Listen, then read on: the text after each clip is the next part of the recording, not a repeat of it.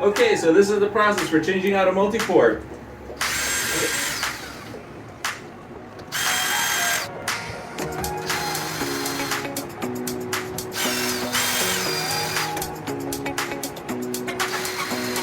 This part here I'm going to fast forward.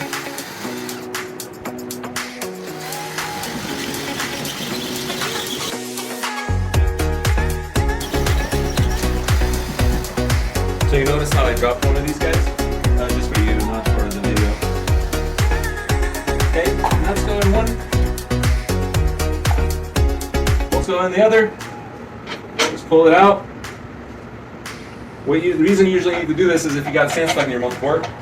Take the bolts out. Make sure to get 2-inch bolts of these. Link in the description below.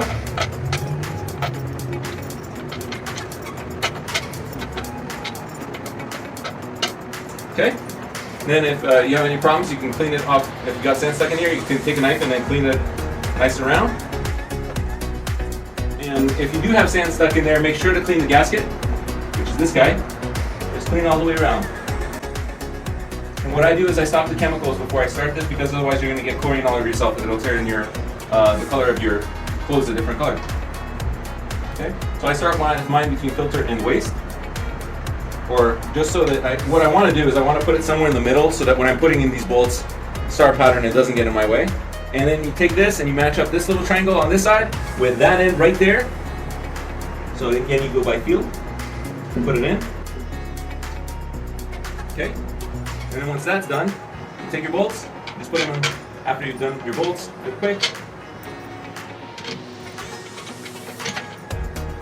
And then if you have different size bolts, I usually put them on the ends, because that way you have more clearance.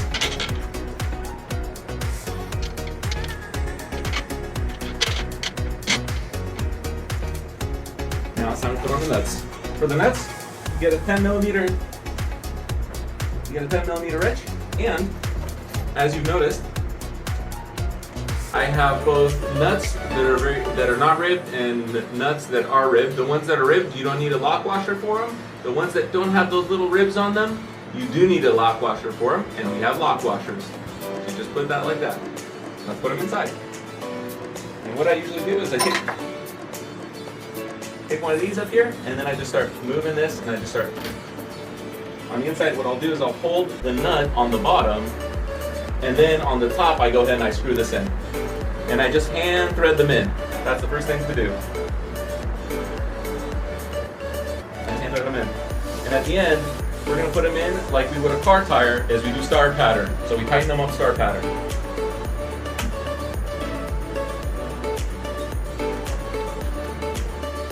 And for this part, what you want to make sure is that you're not using the drill to put these in star pattern. You want to hand thread them in, because this is on a gasket on the other side, so the pressure plate goes in unevenly, and if it goes unevenly, then you'll have water coming out.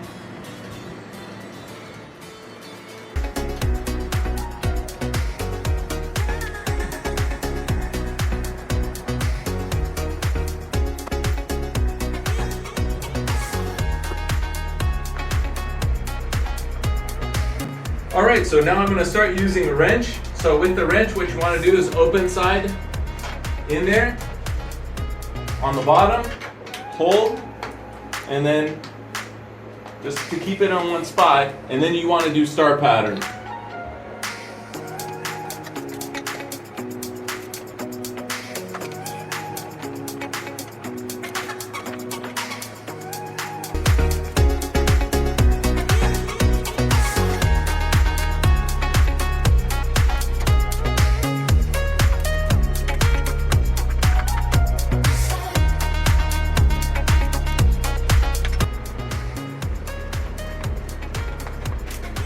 Takes forever, but if you don't do it, then it's messes you up.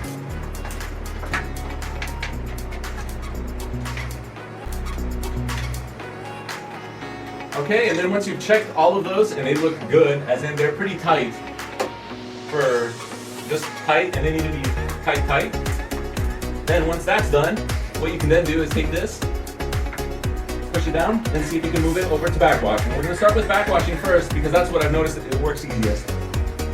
And we're good to go.